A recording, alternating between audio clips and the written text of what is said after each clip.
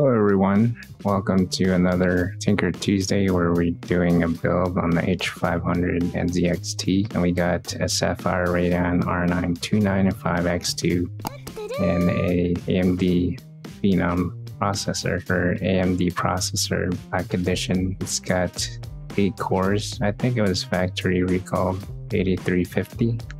This case is also discontinued. This version was replaced with one that had better airflow.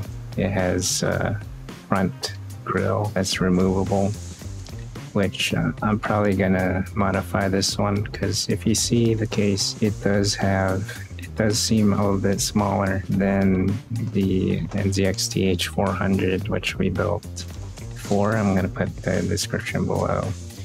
This build is actually going to go to a moderator of someone's Twitch channel who hasn't been able to keep her computer cool. So this is my way of helping out there's a shortage, as you all know, with the chips, and everything's hard to get, even graphics cards. But this one was actually funded by the community in 2014. Both of the cards that I have were dual core GPUs, the last ever made. So AMD doesn't make dual core graphics cards because these run pretty hot. NVIDIA's dual core graphics card was the GTX 690. It's in the previous build. Here we have a 280mm radiator from XSPC. Most of these parts are from XSPC, but the graphics card is a EKWB block with a plate in the back. So this was actually in one of my previous builds. It was the one that I played a Kerbal Space Program on and streamed from. Then this was the gaming computer, but then I streamed it off of the encoding one. So here you saw me remove the actual thing for the motherboard, the holder for the CPU, because the XSPC Razer water block does not.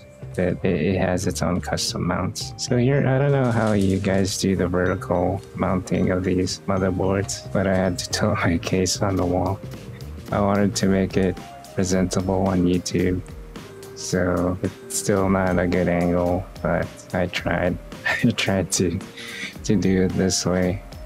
Hopefully everything will work after I do that. I did test the parts before. There's some parts where my camera died.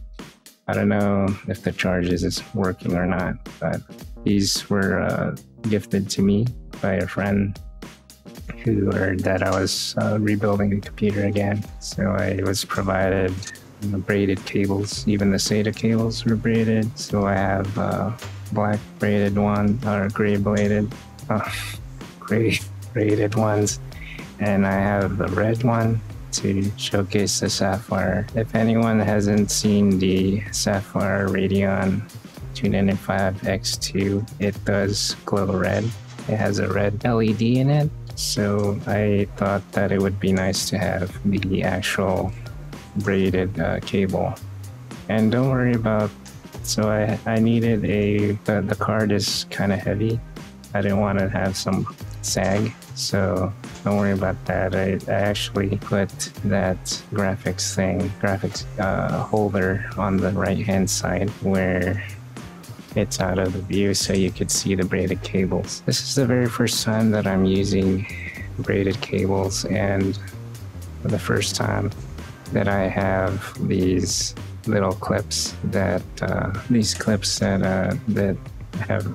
put parts of the rails in it. By the way, I do braid my own cables too. I have made them before, but they do really scuff my fingertips. It's a lot of work, and there's one point I was doing this and my fingerprint, the Touch ID on my phone stopped working.